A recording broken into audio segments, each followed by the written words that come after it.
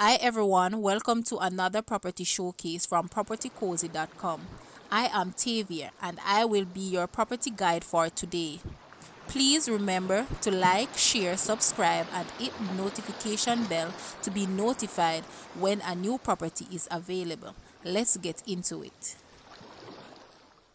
Today we have here for you a three-story house located in Topaz Crescent, Red Hills, with 5 bedrooms, 6 bathrooms, helpers quarters, detached shed, office and entertainment areas.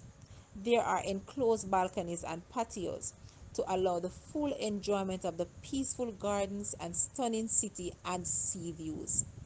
The house is being sold unfurnished, and the land area of this house is 40,021 square feet or zero point 0.9 acres.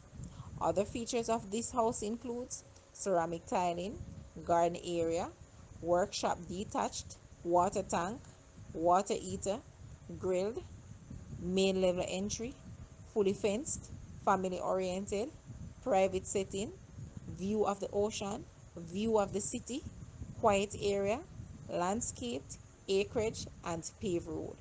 The asking price of this house is Jamaica 90 million or US $585,000.